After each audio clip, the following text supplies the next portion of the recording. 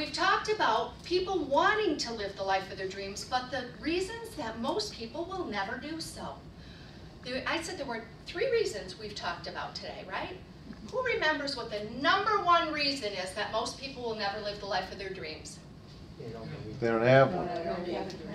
Right, they don't have a dream, and they don't have clarity, or they don't have clarity. So you can have a dream, but if it doesn't have any clarity, if you don't have a real vision, it makes it difficult to move toward a dream. A funny story about this happened just last night. I took my mother shopping. She wanted a new winter coat for next year. She's looking for a bargain. Let's go to Sears. Well, Sears has lots and lots of coats, okay? And so when we get there and I say to her, what kind of coat are you looking for? She says, a dress coat. Okay, so I go this way and she goes this way. I pick a coat up off the rack that I thought looked cute on my mom, and I take it over by her and say, what about this? And she says, that's too long. And it was, you know, a long, but she said dress, so I thought she meant to wear with a dress, you know? And she says, that's too long. I said, okay, so how long do you want it? And she says, well, like here, like a car coat. Okay, so I take that back and then I pick up another one that I think would look really nice on her, and I take it over to her and I say, how about this? And she goes, not black. Black shows all the, you know, get lint all over it all the time. Not black, not wool. I said, well, do you like the wool? And she goes, yeah, I like the wool, but not black. Okay, take that one back, and I'm looking, and I find one that's gray. I thought, okay, this would be nice. And I go, hey, Mom, how about this one? And she said, I really prefer a double-breasted. So do you see how the vision that I have of this coat she's wanting is evolving? It was like we were playing 20 questions, you know? Was I ever going to get it right? And then I found a double-breasted gray. She liked the gray. Double-breasted gray. And I said, hey, here's one. And she said, I don't want a hood. So when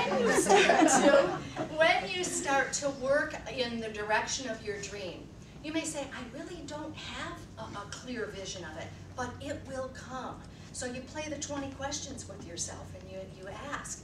And the program that I introduced earlier, the Dream Builder program that we'll talk more about later, in the Dream Builder program, it really gives you an opportunity to take that initial vision or idea and really put it to the test and ask those 20 questions and delve in and find out if the dream is worthy of you. So that's what the Dream Builder offers, and all that with the support of a coach working with you. But right now, today, you're going to have the opportunity to start to create a vision for the life that you would love to be living. And clarity is very important. And the dream has to be all-encompassing. This is your life we're talking about, not one little piece of your life. I had a date recently, and my date said, oh, so you're in the business of helping people build dreams. And I said, yes, I am. And he said, so what's your dream? And I said, well, I don't share my dream with everybody. And he said, why? And he says, you're going to help people build dreams, and you won't even tell me your dream? I said, my dream is fragile. I said, it's a brand new baby, and I'm just building it. And he says, well, I just met you, and I'll tell you what my dream is. And I said, okay, if you'd like to share your dream with me, you can do that. And he went on and he told me in detail. He had a very clear vision of what he wanted. And when he finished telling me about his ideal mate and what he wanted in a life partner, I said, very nice. And I said, so what about the rest of your life? And he said, what do you mean?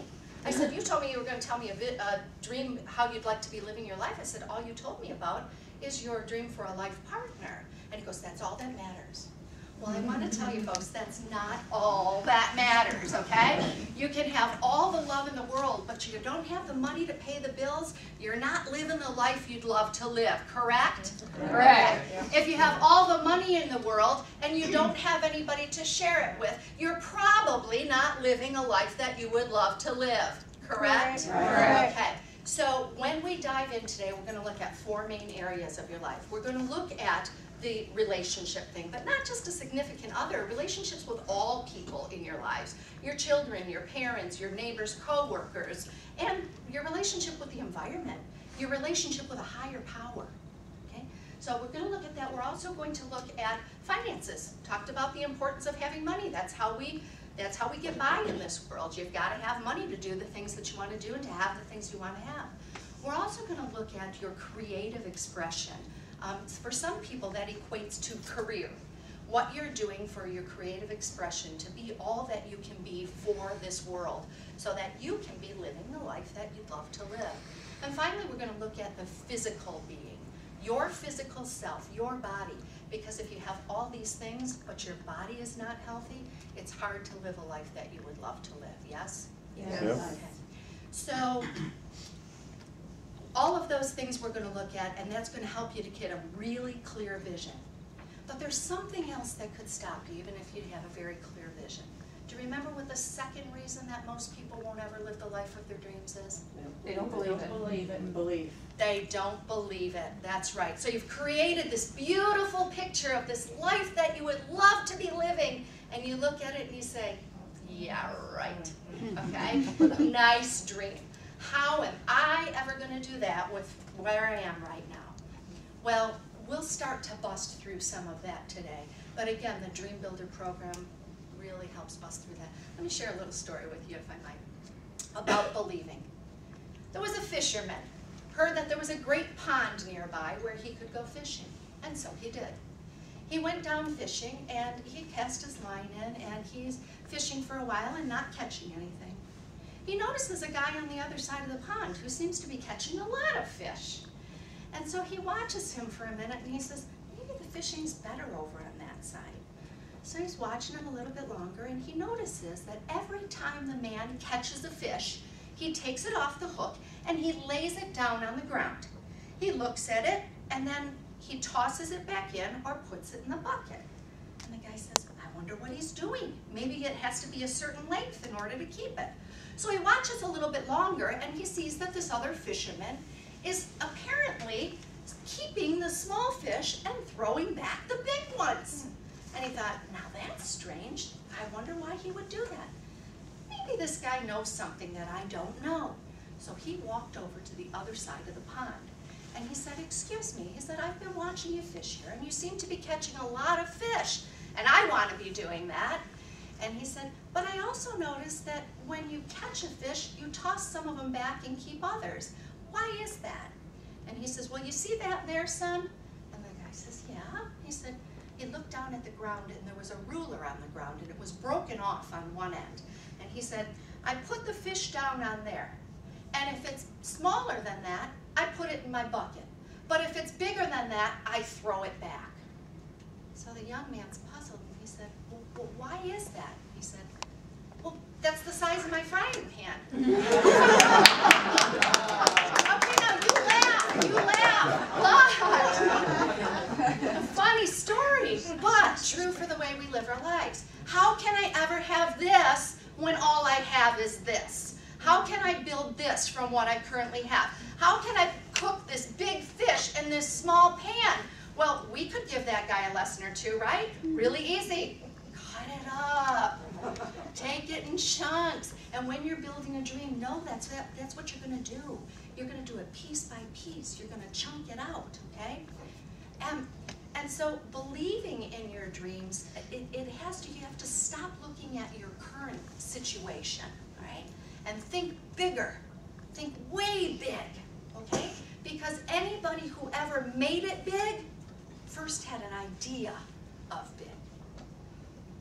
There was one more reason that we talked about that most people will never live the lives of their dream. They don't get started. What's that? They don't get started. That is right. They don't get started. And when you talk about getting started, how many times do you think that you need to get started?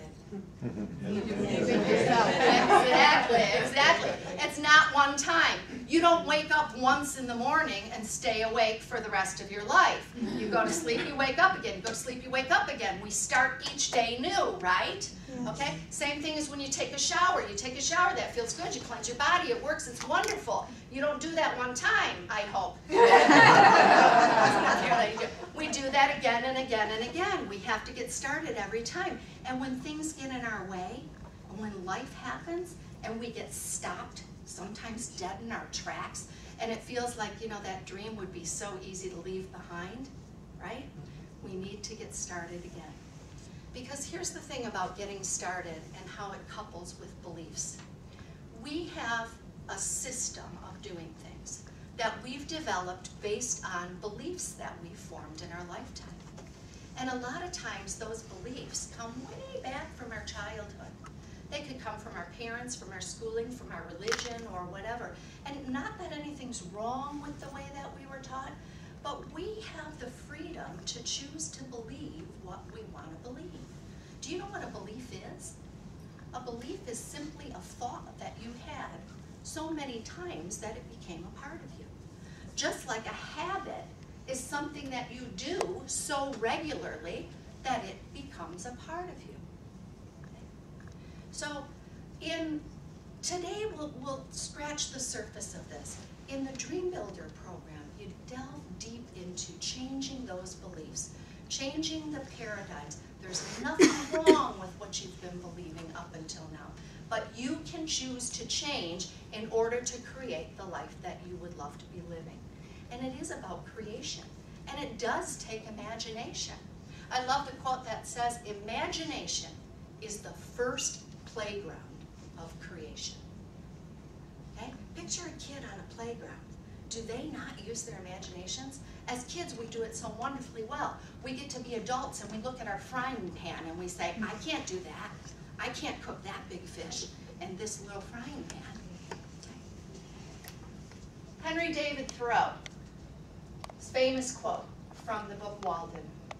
He says, if one advances confidently in the direction of their dreams, endeavoring to live the life they are imagining. Let's just take that part.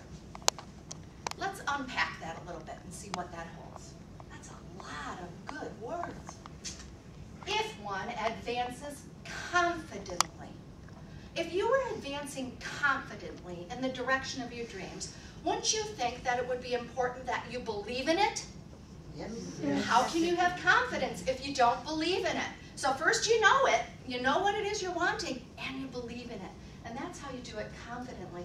And then in the direction of the dream, endeavoring to live. What are you doing when you're endeavoring to live? Trying hard.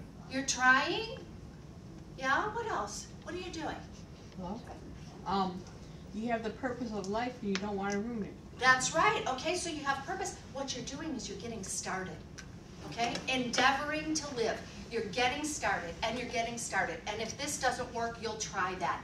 You know, Thoreau's quote didn't just come off the top of his head one day. Thoreau did a very deep study, and he went away from the world for a while. And he found out, he said, and of this thing I know to be true. And that's what this quote came from. So endeavoring to live means getting started. So we're believing in it, we're getting started. And then he says to live the life they are imagining. It takes imagination. Right? We have to allow ourselves to dream. You know, when we're sleeping and we have dreams, how vivid they can be. So vivid, in fact, they scare us or excite us sometimes and get us all, you know. Yeah. And they come in color, and there are real people in them, and they say things, and I mean, it's so alive for us. Because when we're sleeping, we allow our manic minds to go to rest enough that our imagination, our intuition, wakes up and delivers things to us. So in this process, I'm going to invite you not to go to sleep, but to put aside any idea that would help you, that would keep you looking at the small frying pan.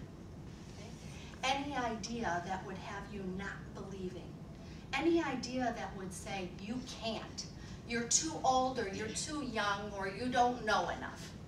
And just allow yourself to dream.